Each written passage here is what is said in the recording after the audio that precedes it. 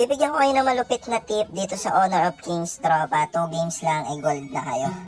Ito pinagbabawal na technique to at di napapansin ng iba. Pero mas maganda gawin nyo to lalo na kapag galing na kayo sa Mobile Legends para di na kayo dadaan ng maraming rank. Kumbaga recta gold na kayo, diba? Ito yung first rank game sa account na to. So, itong gamit ko ay si Puyi. Kung nagli-League of Legends kayo, kung kilala nyo si Ash, ang laki ng similarity nila. Pero ang pinagkaiba dito, Phoenix yung pinabato niya. Si Ash, arrow na malaki, diba? Pansinin nyo mamaya yung star na ibibigay dito kapag tapos nitong game. Sobrang dami kasi nga. In-accept ko yung challenge. Kumbaga ang challenge dito, kapag naka 2 games straight ka, napanalo sa ranking, may recta gold ka na. Ganun siya kasimple. Eto, patapos na yung game. Pansinin nyo yung star na ibibigay dito, tropa. Sobrang dami talaga. Hindi ko lang alam kung ano nga abutin natin. Pero first game pa lang to. First game sa rank game, syempre MVP tayo. Usually, AI naman yung kalaban sa first game, diba? So kung tao man, mahina din yung kalaban mo. Kaya naman, madadominate mo talaga, lalo na kung galing ka sa Mobile Legends. Tapos pansin ko sa hero proficiency, parang 56 yata pinamatas. Yan. Ayun, napakadami star, grabe, diba? From bronze 3, nag-jump kagad ng silver. Ayun, dire-diretso yung additional star niya. Grabe, diba? Yung iba kasi nagtataka yung silver 3 kagad, isang game lang. Tapos, pagkatapos niyan, syempre, meron siyang ipapa-accept sa'yo.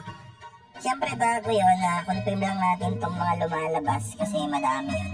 Ito, bronze 3 to silver 3 kagad, diba? Sobrang laki ng ginam. Tapos may mga bigay pa na chest. Kiniklik lang to, tapos pwede maging epic, yung naging epic nga. Kaso ang bigay, all heroes, anak ng toka. Ito yung sinasabi kong i-accept niya, tropa. Gear up to gold and player level 12. Enable nyo lang yan, tapos yung gold challenge.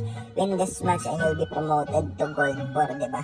So, kapag napanalo natin ito, mating gold 4 tayo kagad. 2 games lang yun, like the gold 4 ka na. At huwag ka mag-aalala dun sa mga pwede mong maklaim na hindi mo makiklaim. Baka yun yung isipin nyo. Makiklaim nyo lahat yun kahit hindi kayo tumaan ng bronze, silver, ganyan. Makiklaim nyo pa rin lahat yun. Kinat ko na rin pala yung mga di kailangan sa video para makita nyo kagad yung resulta. Tapos ito, patapos na yung laban natin, hintayin lang natin. Pagkatapos natin dito sa game na to, panigurado, i-gold na tayo. Kasi in-accept natin yung challenge.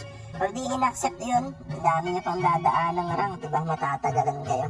Pero dito, recta gold 4 na kayo. Tingnan natin. Siyempre, continue lang natin to. Tapos yun, makikita na natin yung rank. Kaso putik na yan, ang tagal i-continue. Ayan no, silver 3 to gold agad. Putik na yan, napakadaming star na dagdag no. Ang laki yan kumbaga ang laking jump Kung di mo na-accept yun, abay sayang. 2 games lang sana, gold ka na. Ayan, gold 4 na kagad, walang kahirap-hirap, diba? Ang galing! Ang galing!